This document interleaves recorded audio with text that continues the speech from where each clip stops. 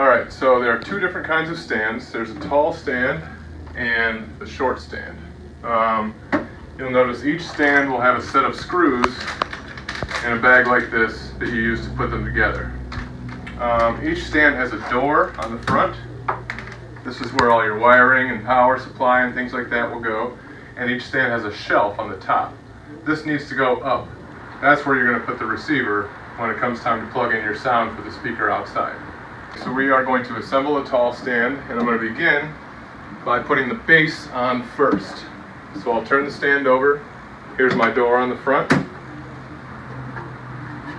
And this is what the stand base looks like. You can tell it's the base because it has this extra piece of wood here. You put this on, making sure that the long part is to the front and the short part is towards the window.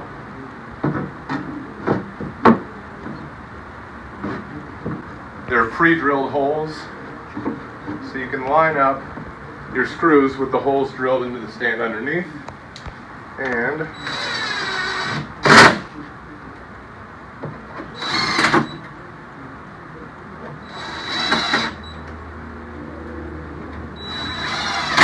now I'll turn it over and install what we call the shelf. The shelf sits just like that, so that the back of the stand and the back of the shelf, there's about 1/8 of an inch difference in there, and I'll show you why we need that in a little bit.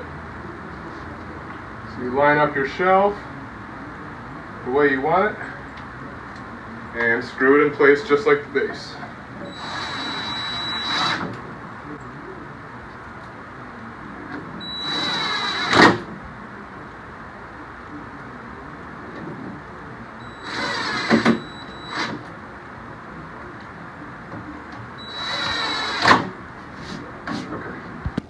So the next part of your stand will be the mounting board.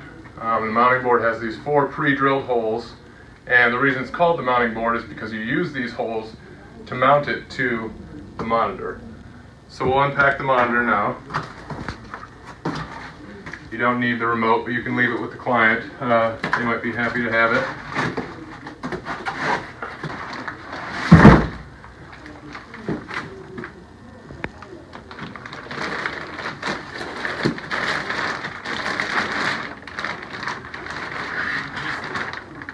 So, as you can see, the monitor's got 4 holes on it, which line up with the 4 holes in the mounting board. So now what you have to do is figure out where the monitor is supposed to sit in relation to the hole in the center of the decal.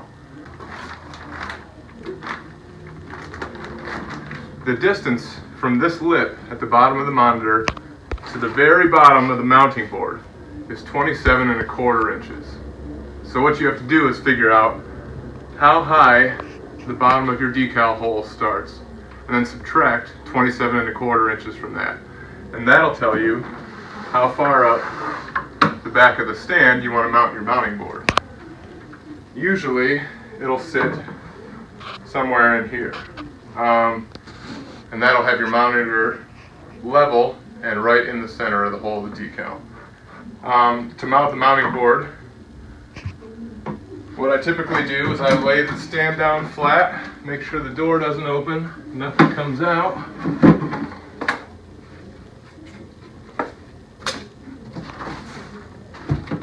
I mark where this is going to be, and I use my square to make sure that I have a straight line all the way across this. Then I line up my mounting board with that mark, and I would drill 4 screws into here to hold it real solid to the stand. Okay, so after you have your mounting board attached up here, you are going to want to put the fan on. Now the fan is 22½ inches from end to end. The stand itself is 9 inches across from one side to the other. So what I usually do is take pieces of tape, double-sided tape, and put them on the fan between about 7½ and 15½ inches. That means that you have most of this distance covered by tape, and it won't be sticking out the sides. Once you're ready to put the fan on, you'll take the backing off this tape and slide the fan in between the stand and the window. The tape should hold the fan in place pretty well. You can also kind of lean against the stand to put a little pressure on the fan and keep it between the window and the stand.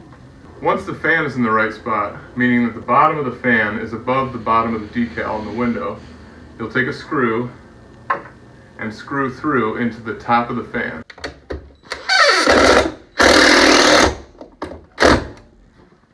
You want to make sure you angle this upward a little bit so you don't hit any of the mechanisms of the fan.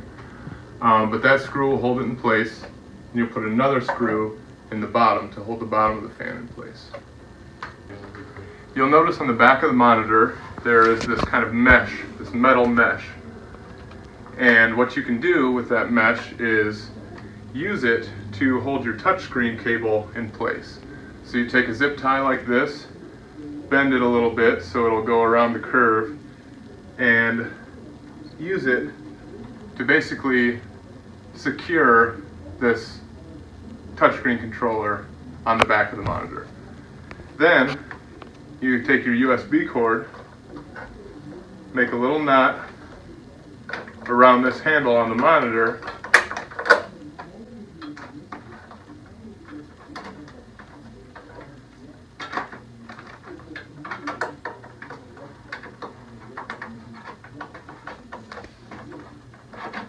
so that knot allows you to organize your cables and also add a little more support to your touchscreen controller. So this is the amplifier that should come shipped in your stand box. Take out all the extra stuff.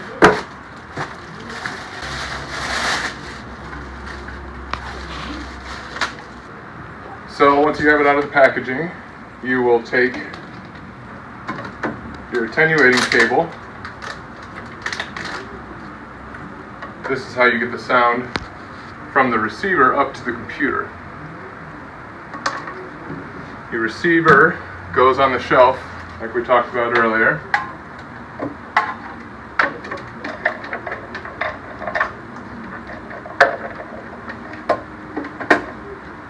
And your speaker wire will come in through one of these, either that side or this side, whichever way works for you.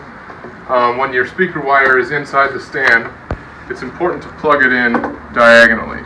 So you want one red up top and one black on the other side down on the bottom. This way you can stimulate a stereo sound from a mono speaker. Install the system cover in the gap you left when you screwed the shelf onto the stand. It's important to put this on before you start running your wires. Use a single black screw to attach the system cover to the mounting board and hold it in place. So once you have the fan and the monitor and everything in place and positioned in the window, you'll put your laptop up on the shelf. And you'll start plugging everything in. Okay. You'll have a power strip in your stand box, and you'll take some two-sided tape and use it to stick the power strip to the inside of the wall of the stand. From there, you can run all your cords inside the two grommets on the sides. You'll have an HDMI cord coming out of the bottom of the monitor. You can run that through one side of the stand, out the other, and plug it into the computer. You can do the same thing with your USB to mini HDMI cords, also with things like the fan controller. So you'll have your fan cord coming in this side, and then in here you'll have your power strip on the wall. You'll plug in the fan controller to the power strip, and then you'll plug the fan cord into that, and then you'll run the controller back out the side and use double-sided tape to stick it somewhere here or somewhere where it's good for the customer to use it. So when you've got your computer all set up, you should have two USB cables. One will be going to the FT48 controller down on the keypad. The other will be going up over the monitor and up to the touchscreen controller on the top. You'll have the attenuating cable plugged into the headphone jack. You'll have the HDMI cord running from your monitor to this spot here, and then you'll have the power cord for the laptop itself. Now once you have all these connected, you'll group them nicely, use zip ties and things to tie them together, and then run them into the inside of the cabinet.